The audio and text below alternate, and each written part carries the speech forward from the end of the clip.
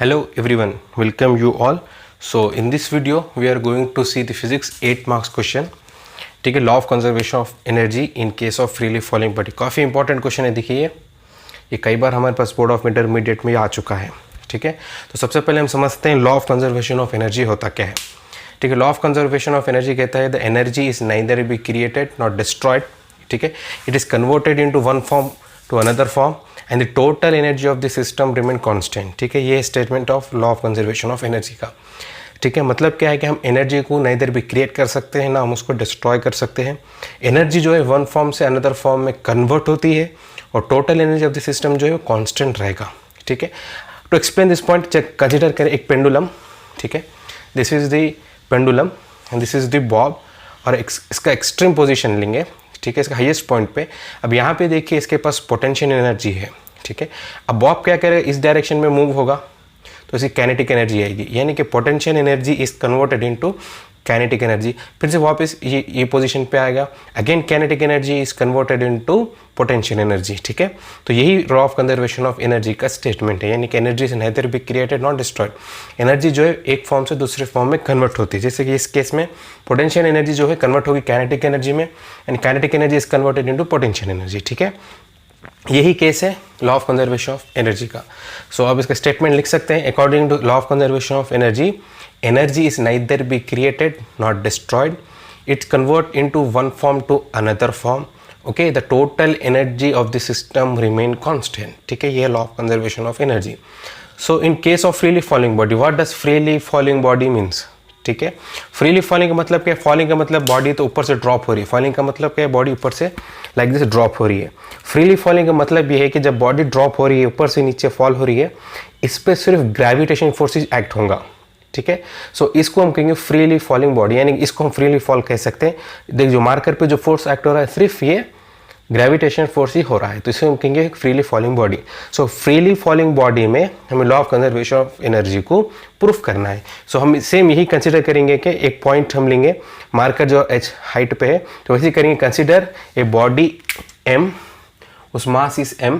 ठीक है, is at point a which is h distance from the ground. Same यही scenario है. देखिए ये बात है हमारे पास, consider the body of mass m which is at h distance from the ground. ठीक है, सो इस पोजीशन पे क्या एक्ट हो रहा है देखिए हमारे पास, तो हम यहाँ पर लिखेंगे consider a body of mass m at point a. ठीक है, एट पॉइंट a. तो अब देखेंगे इसके ऊपर एट पॉइंट a पे क्या क्या एनर्जी इस पे होंगी एट पॉइंट ए. ठीक है, तो पहले बात करेंगे हम पोटेंशियल एनर्जी की. Potential energy, so what is potential energy, the energy possess by the body by the virtue of his position. ठीक है, तो पोटेंशियल एनर्जी क्या है देखिए, इसे कैसे निकालेंगे हम, M G H. M is the mass, G is the gravitational acceleration due to gravity, H क्या है, डिस्टेंस फ्रॉम द ग्राउंड. ठीक है, एच हो गया. नेक्स्ट काइनेटिक एनर्जी की बात करेंगे हम, काइनेटिक एनर्जी. ठीक है, which is equals to half M V square. ठीक है, अभी देखिए बॉडी एट पोजीशन ए पे है, ये कंसिडर करें अभी बॉडी मूव नहीं हुई. ठीक है, ए पोजीशन पे है, तो इसकी जो वेलोसिटी जो रहेगी वो क्या रहेगी, जीरो रहेगी. तो पूरा टर्म क्या होगा, ये जीरो हो जाएगा. क्यों, क्योंकि वेलोसिटी जीरो है, अभी बॉडी क्या फॉल नहीं हुआ एट पॉइंट ए पे. ठीक है, तो टोटल एनर्जी हम कैसे निकलेंगे, टोटल एनर्जी. ठीक है, which is equals to potential energy plus kinetic energy which is equals to potential energy is M G H and kinetic energy is zero. So total energy is M G H. ठीक है, this is the total energy at point A, mark it at equation number B. ठीक है, अब हम क्या करेंगे, suppose now it is dropped freely. It is dropped freely. ठीक है, एंड उस पर कौन सा फोर्स आएगा, acceleration due to gravity. Let G with the acceleration due to gravity. ठीक है, तो अब हम क्या कहेंगे, ए से जो बॉडी क्या होगी अब फॉल हो रही, तो consider a point B in its path ठीक है, at x distance from A. So what does it means, हम क्या करेंगे, सेम बॉडी को पोजीशन बी पे अज्यूम करेंगे, ठीक है, वो जो ए से x डिस्टेंस पे है, यानी कि इंटरमीडिएट पोजीशन देखिए कि बीच का रास्ता, बॉडी ए है, ठीक है, ये जो वाला लास्ट वाला सी है, इन दोनों के बीच में हम इंटरमीडिएट पोजीशन अज्यूम करेंगे जो बॉडी ए से कितना है, पॉइंट ए से x डिस्टेंस की दूरी पे है। तो अब हम क्या करना होगा, इधर सेम काइनेटिक एनर्जी और पोटेंशियल एनर्जी दोनों निकालना होगा। तो पहले हम बात करेंगे पोटेंशियल एनर्जी की। पोटेंशियल एनर्जी, तो पोटेंशियल एनर्जी का फॉर्मूला क्या है, mgh, height from the ground. So तो mgh कितना है, देखिए ये होगा डिस्टेंस, ठीक है। तो टोटल डिस्टेंस h है, यहाँ से यहाँ तक डिस्टेंस x है, तो ये कितना होगा, ये h माइनस एक्स होगा।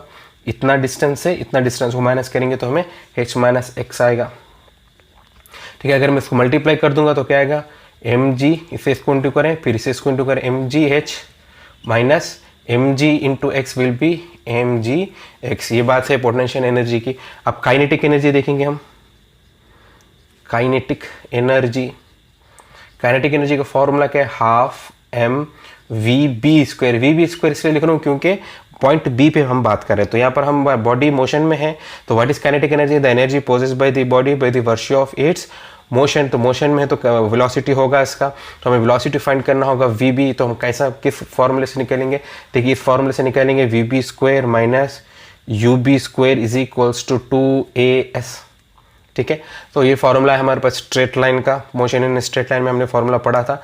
अगर मैं सब्स्टिट्यूट करूंगा तो देखो, तो vb square as it is होगा, u यानी कि इनिशियल वेलोसिटी, तो अब हमारे पास इंटरमीडिएट पोजीशन में है तो 0 होगा, इस 2 एज इट इज। a यानी कि एक्सेलरेशन ड्यू टू ग्रेविटी हम कंसीडर कर रहे हैं, तो a क्या होगा, g होगा।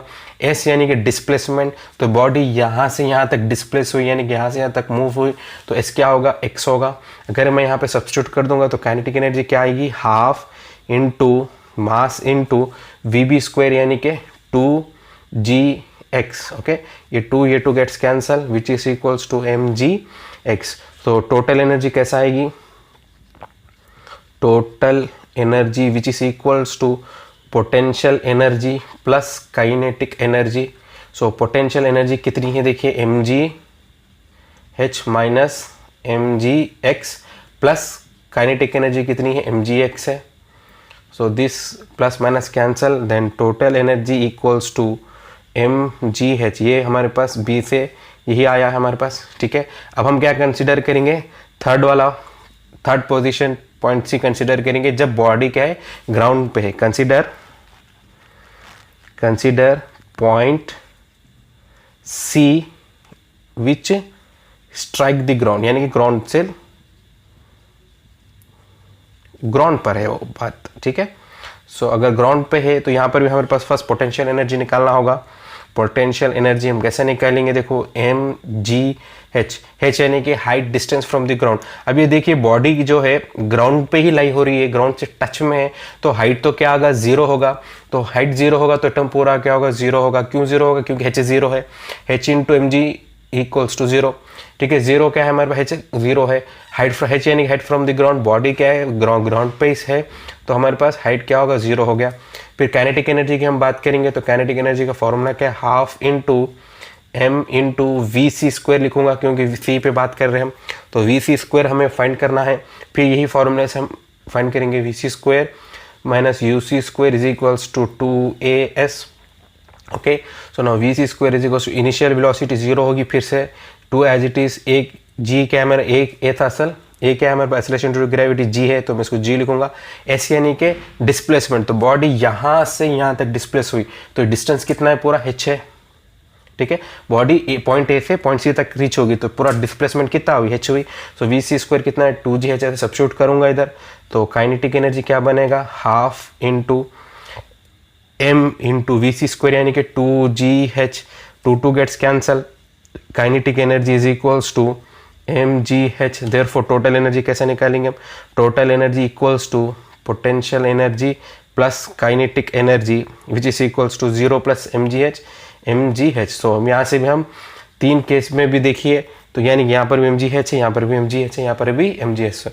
हम कह सकते हैं फ्रॉम 1 2 3 टोटल, इसको बना इक्वेशन नंबर 2, इसको बना equation number 3। So from 1 2 and 3 total energy of the system remain constant when the body is freely fall from A to C. So hence law of conservation of energy is verified in case of freely falling body. ठीक है, I hope you understand this problem. Thank you.